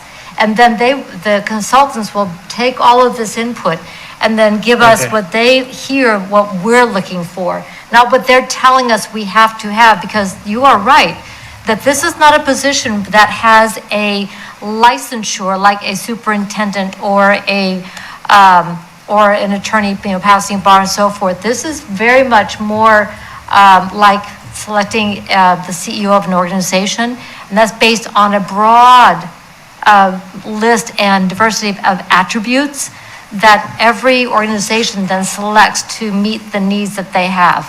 So credentialing is something that we can have. It is something that we have had in the past. We can make it a have to, a like to, or it's interesting, or I don't care. We can pretty much, span that in our conversations to that point. Does that make sense? Yep, thank you for that clarification. So you bet. Councilor Herrera. Thank you, Madam Mayor. I agree with Councilor Day. From my experience, I've seen folks that have, because some of the inequities of the past have never had opportunities, or they recognize somebody and get rid of it. I've always seen folks that didn't really have the opportunity, like I said, and I think there's, it's more than just the qualifications in terms of accreditation or degrees or whatever. Some folks have, like Councilor Day said really well, I was almost gonna say the same thing, guys that have been doing this, running a city on their own, and they're overlooked for whatever reason. And I really would like to see that conveyed to our folks in Providence. Thank you. So make sure you write those things down, because that's exactly what they want to hear from us. What we're looking for, what's important to us, what values, qualities, and so forth are important to us. So well done, copy paste. Anything else that would be helpful to you as we start this process? Okay, and I'm looking at Mr. Pina. Is there anything else that would be helpful to you as we get going here? No, I think what you just mentioned is all of these things that are on the list that Mr. Harris shared with everyone are the things that are food for thought. Nothing has been established. As we mentioned, this is all going to be fleshed out when we meet with the consultant. We have a job description for the city manager. It means nothing until you, as a group, determine that it is at a point that it'll accurately reflect it. So that is one of the tasks that we'll be doing as we go through this process, is updating that to reflect exactly what you guys talk about with the consultant. The PD, yeah, the position Yeah. description will be updated in We this have a process. position description, but it's a position description that we used in the past, and that's something that we will update to reflect what you guys decide that you want as we go through this process. Okay? It's kind of like one thing leads to another, like the charter led to the rules and things like that. There's a domino here. So none of this work is being done in a vacuum, and it has multiple layers to it. So, you know, hang on, folks. We're in for some pretty good chicken, eggs, and omelets. So, yeah. And I hope you like plenty of good veggies, man. All right. This is very helpful. Thank you so much. Is there any other business to bring forward tonight? Okay, staff updates. Mr. Hare, does the staff have any updates for us? I have nothing. Oh, I have a question for Ms. Davis. Is the city, is the community center taking reservations yet? Yes, we are. Please contact Christian Bouvier. She's back at work, so. Yay! Yes, we hosted Salem Keizer School District last week for 4 days, so it's nice to see the center up and running. Fantastic, and I'm glad Ms. Bouvier is back. Thank you. This is just a public service announcement. The city's email was down most of today. We didn't have connection to the internet. We didn't lose any emails, so they're slowly floating through. But I appreciate the community's patience with us as we tried to do some workarounds today. Thank you. Thank you very much. Mr. Pina? Chief? You know, this is not police related. It's Rotary related, I guess. I worked at the concession stand at the football game last Friday, and there was hardly anybody in the stands. It was a really good game. There's lots of room in the stands. Grab your mask and go to those games. You'll thoroughly enjoy it. You're here. Go Celts. I have nothing tonight. Mr. Lawyer? Nothing tonight, thank you. Mr. Johnson? Nothing tonight, thank you. All right. Thank you very much. Council member reports. Councilor Cole, I'll start with you, and I'm going to circle back, and then Ms. Coleman, I'll end up with you, okay? All right. Councilor Kohler. Thank you, Madam Mayor. I actually have a pretty lengthy report this time because I have some concerns, but I will let Council President Smith time me. Get on that.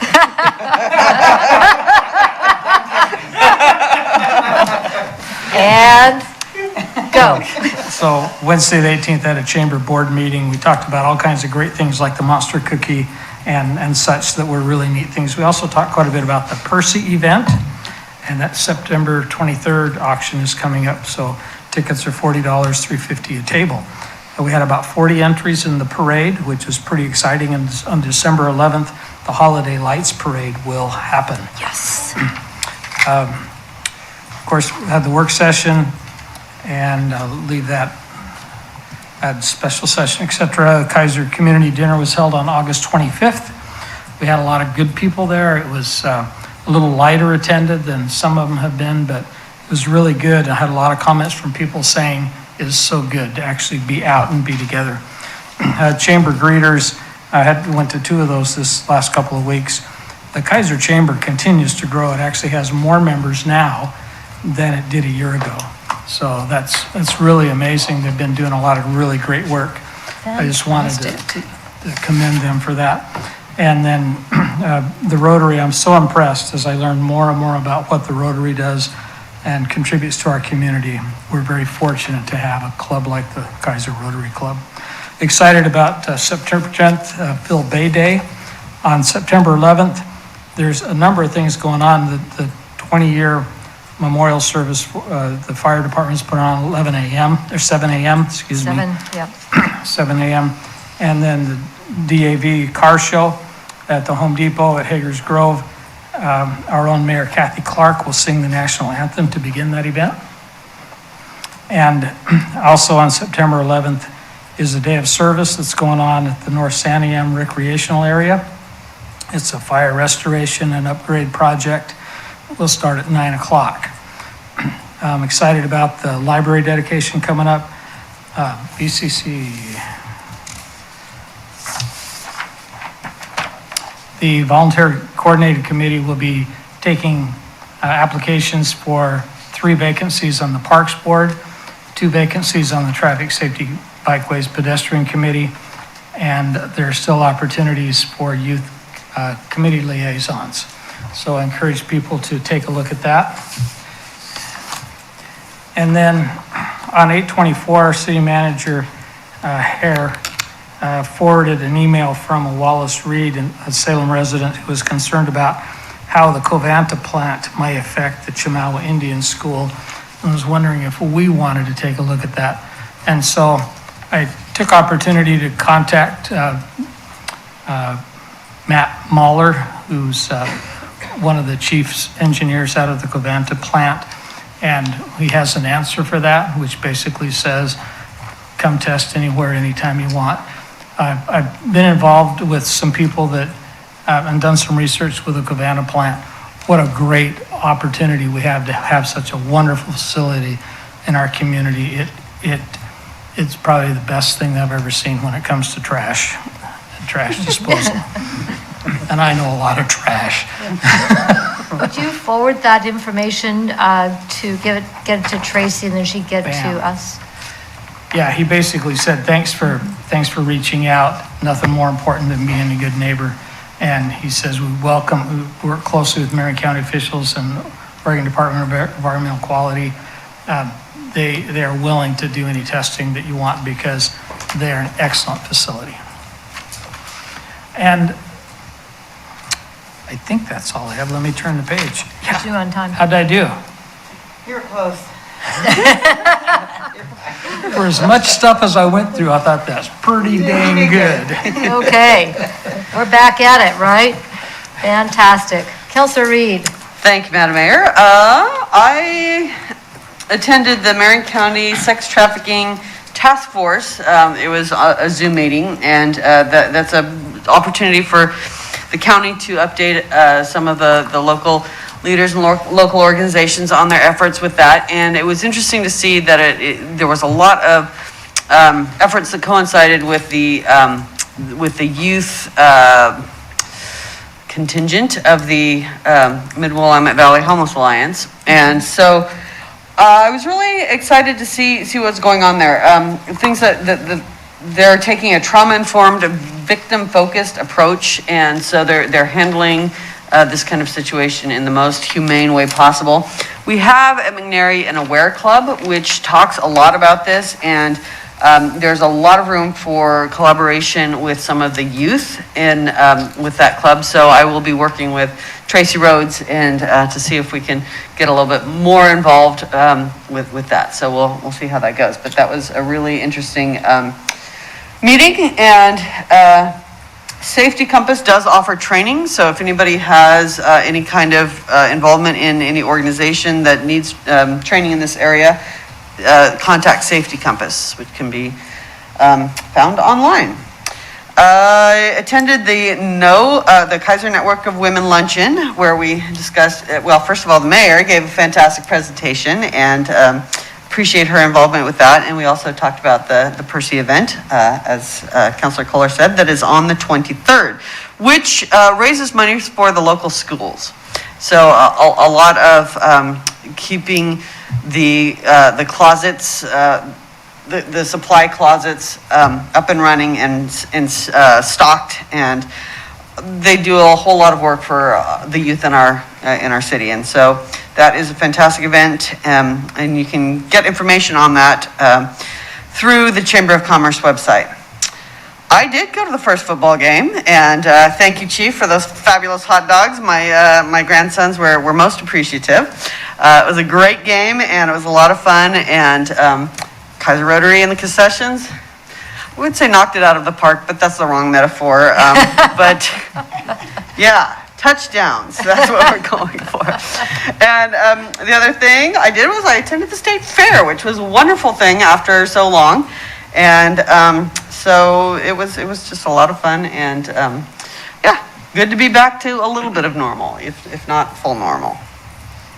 Well, good luck with the school year. Oh, yes. Well, I'm gonna let our student counselor talk about that, our youth counselor. Fantastic. Councilor Herrera. Thank you, Madam Mayor. I had a whole bunch of meetings that I missed. I've been having some issues, but I'll tell you, I'm really proud of our Celtics. By the way, this weekend they're going to be in Newburgh, so if anybody can attend that, that'd be nice. Support our team. LOC Color Caucus also, we had a meeting, and we're, as we all know, our conference has been canceled in Bend, and it's kind of disappointing to me because it was going to be the first time we would be as a Color Caucus all together, and we were going to elect our new officer since we lost Dr. Jenkins to Notre Dame. This week, or last week, we lost Chuck Lee, who has been a champion of education in our area. He had been struggling with Parkinson's, and it was a long road. For a long time, it was not public, and people could see that he was having issues, but it was private. But he actually died peacefully, and we're going to miss him. He's been a giant as far as education in our community, whether it's Blanchette or our C-Tech over here. He'll be missed quite a bit. So his contributions were huge to our community, especially Keizer. Also, I would like to congratulate, I'm really impressed, or shout out to Brian Ruby, a Volcano player who came out as a gay man. And I think that it's huge for the young folks that are struggling. As a mentor, I run across certain things sometimes where the kids struggle, and when they see an adult, not only is he a great baseball player, he's a pretty darn good songwriter. I don't know if you know anything about him, but he's actually from Nashville, and he's very talented, and that was very brave and courageous of him to do that in a sport that is macho, for lack of a better word, and it's going to help a lot of kids, a lot of folks that are confused, that need that type of somebody they can relate to. Along the lines of school, I encourage everybody to kind of watch out for kids right now, because they're going to be out there in the streets, and be very patient. And my wife was telling me the whole bunch of kids that we saw, they were all wearing dark clothes. I mean, they're out there, so folks be careful, and especially the routes to school. I will be going back when I get healthy again. I will be going back to volunteer at Kennedy, and hopefully we'll get I miss our leadership program. I really do. And again, thank you for the Hispanic heritage. That was in my bucket list forever, and I'm so proud that we finally did that. And somebody asked me, well, where are all the Hispanic people? And I told you, well, go to the state fair, you'll see them. Well, McNary got 40%. Yeah, I think at state fair is like 75%. But also the I'm commissioner on the judicial fitness, and we will be having an upcoming meeting here. And I got to say, those people on that commission they're amazing. I've learned so much, and I'm grateful to be an opportunity to be in that along with those folks. What's the last thing I had here? Oh yeah, the Ducks did pretty good. How'd the Beavers do?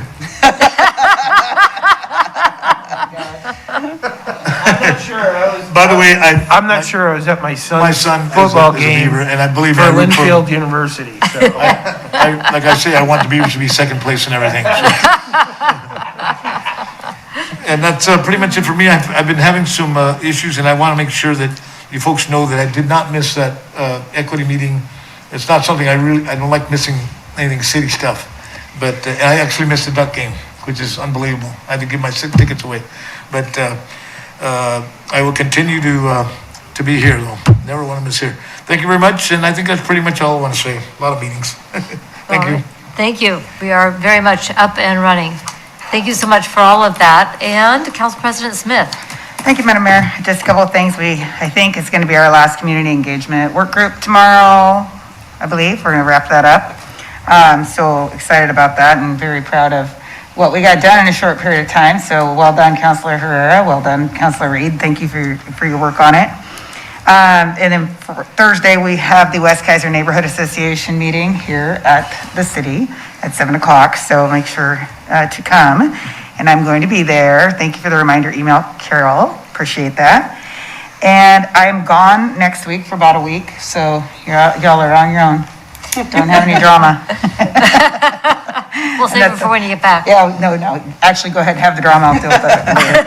Catch me up. No, that's all I've got. Thank you.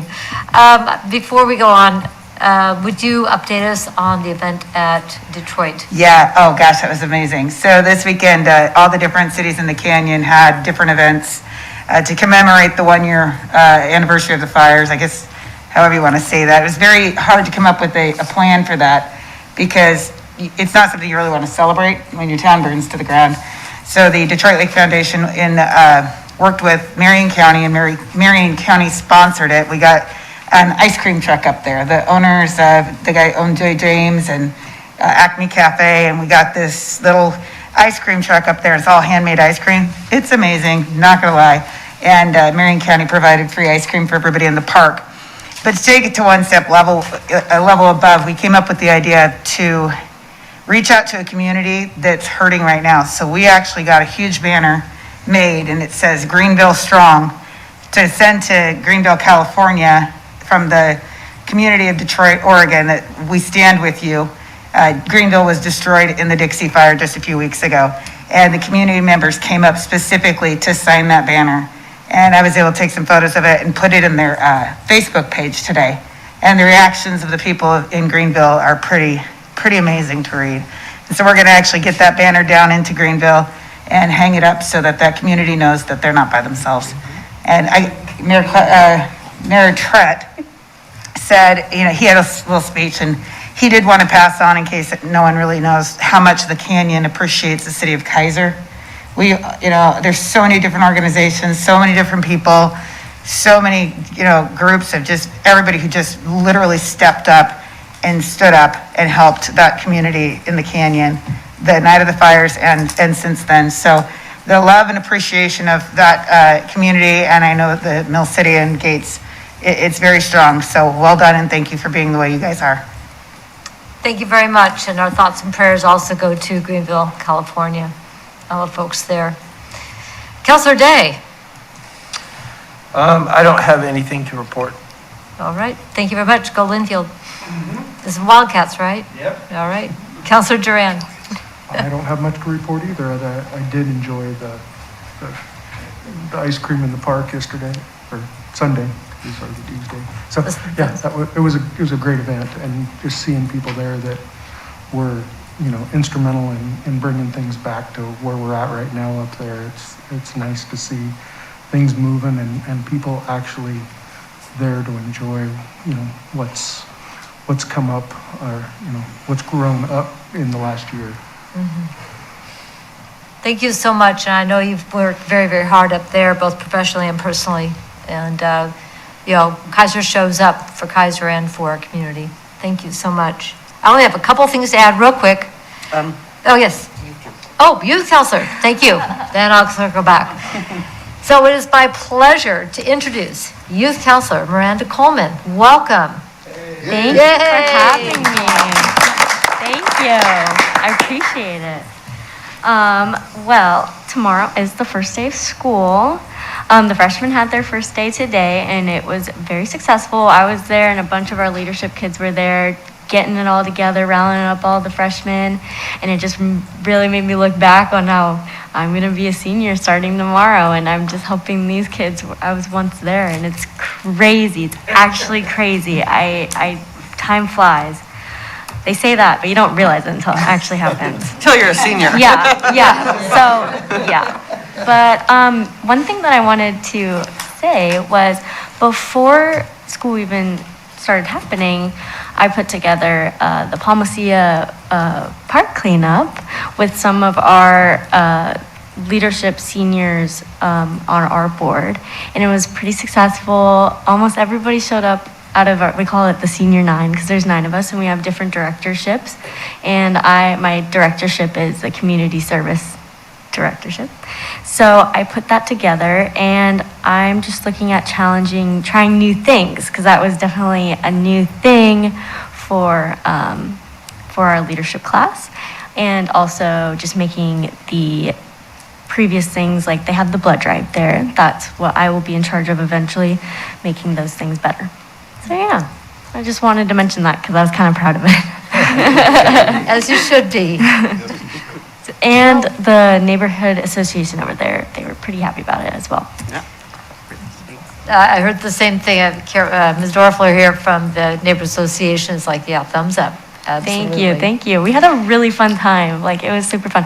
And shout out to the Watershed Council, Clyde Creek Watershed Council, and Matt Lawyer. He's the best. Yes. So yeah. It was a good time, and well done. Welcome aboard. Thank you. Councilor Reed. Thank you, Madam Mayor. I just kind of wanted to add to the freshman efforts. Last Thursday, several of the staff members at McNary went to visit each and every freshman household to just basically welcome the freshmen. We only had, I think, 3 out of the 13 on our list that were actually home, but that effort was made. So that's what's important. Anyway, I think that's a fantastic community effort, and we have a huge freshman class this year, about 560 or something like that. And so, and we know that the more successful our freshmen are, the more successful our seniors will be. So it was fun to be part of that effort. Yeah, I had no idea that you guys did that. That's pretty awesome. I saw Mr. Jesperson's Facebook post, and that was just amazing to make that personal invitation to every single student. That is fantastic. Well done. Yeah. It's going to rock. Of course, world-class selves. Indeed. Well, welcome, Miranda. We're happy to have you here with us. And please reach out to each of us. We would all love a chance to sit down with you, visit, for you to hear about us, anything you're curious about, and for us to learn from you, and to make this experience as a youth counselor as meaningful as we possibly can. Thank you. Very Appreciate it. I'm so excited. We're happy to have you. Thank you. So I only have a couple things to wrap up what's going on. The Trashy Tuesday, another effort over by Clyde Creek. This is an effort by our Environmental Services Division, and there's a bunch of folks that gather on Tuesdays and go and clean up along our waterways. And it was the first time I'd actually been able to go down in that space, between near Subway and the pizza place in Rite Aid. So yeah, that was pretty interesting down there. A lot of blackberries that I think have gotten mowed down since, but it was fun and got a lot of schmutz out of there. I gave you an update on the Salem-Keizer Area Transportation Study to give to the Traffic Safety Bike Ped. League of Oregon Cities Foundation met on the 25th, and contributions that are intended for the use of scholarships and other support for city council members across the state to be able to participate fully in the League of Oregon Cities will now be running through the foundation, which is what that was designed to do. So we had a meeting to make sure that another business contribution would be able to go through there. The Mid-Willamette Valley Homeless Alliance, the executive committee met on the 31st, and the full board will meet this Thursday.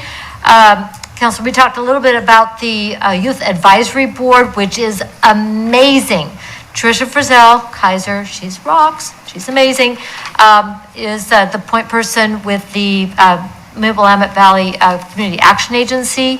For this group, they have sponsorships and stipends for the youth and young adults that are participating, so they can get there either with transportation, childcare, meals, gift cards, and things like that. These are very dedicated, very knowledgeable youth and young adults who are helping inform the realities of being homeless, of sofa surfing, and other issues that are specific to youth and young adults. So we're really looking forward to moving on some of the recommendations they have to make it easier to provide specific services effectively for our youth and young adults.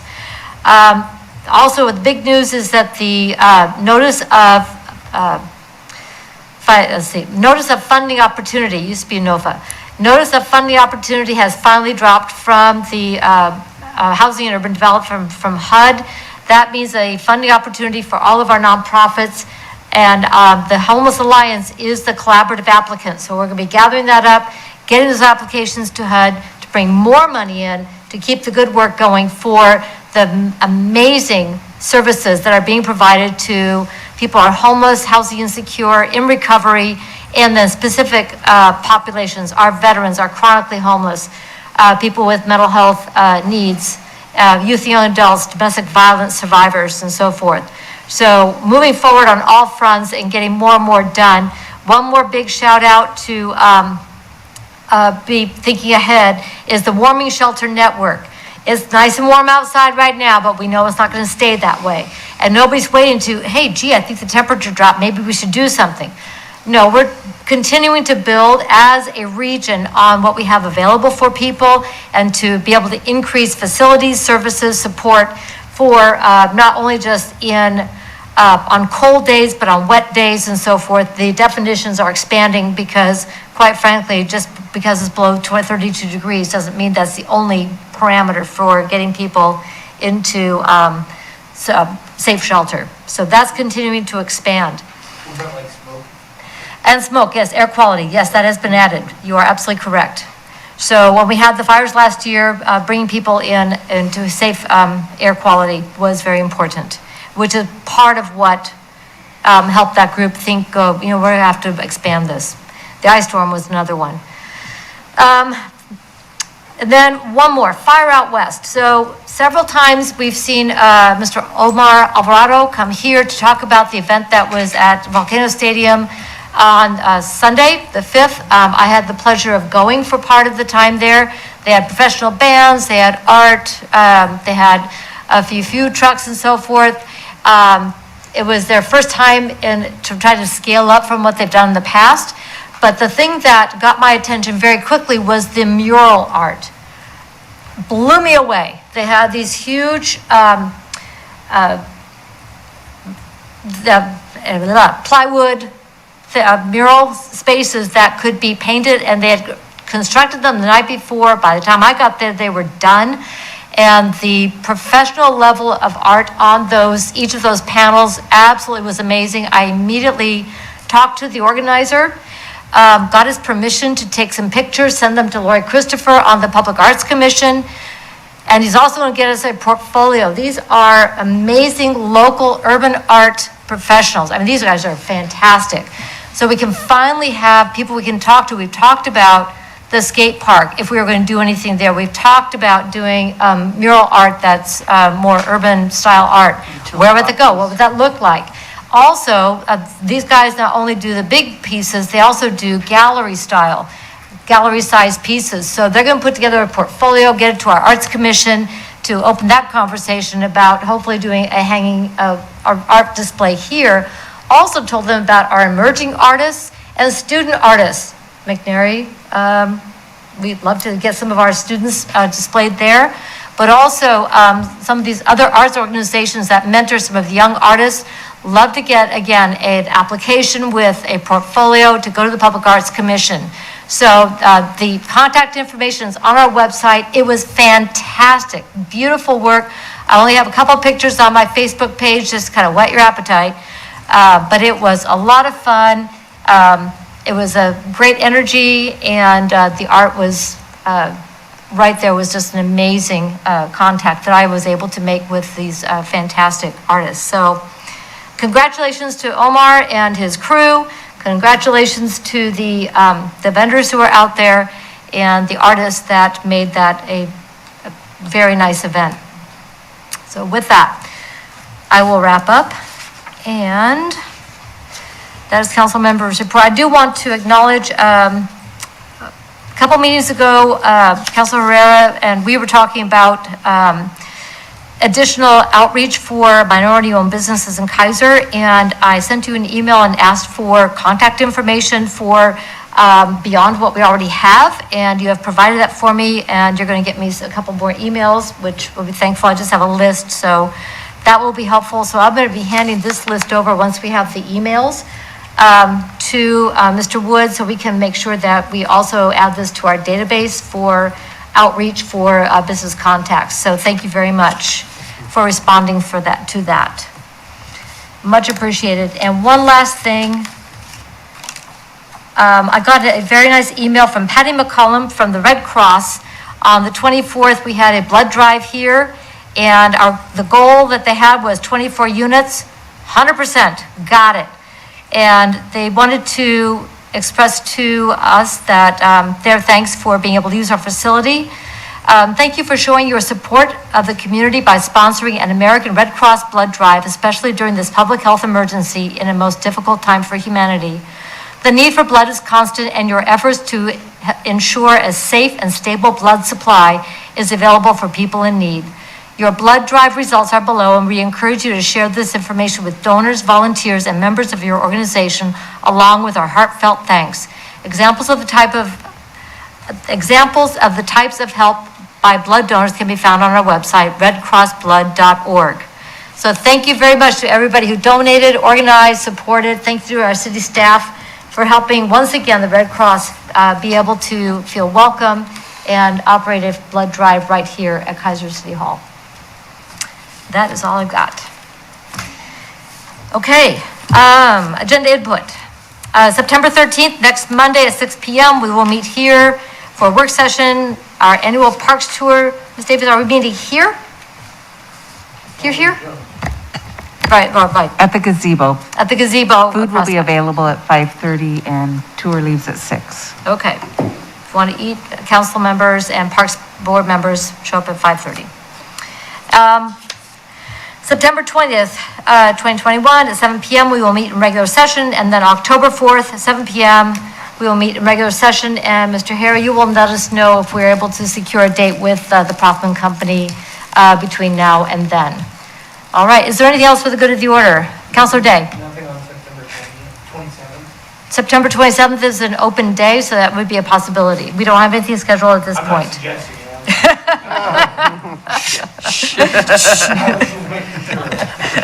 Nope, so far so good, but that is an opportunity if we need to schedule a meeting with the Prothman Company. All right, the time is 8:58 and we are adjourned. Roll.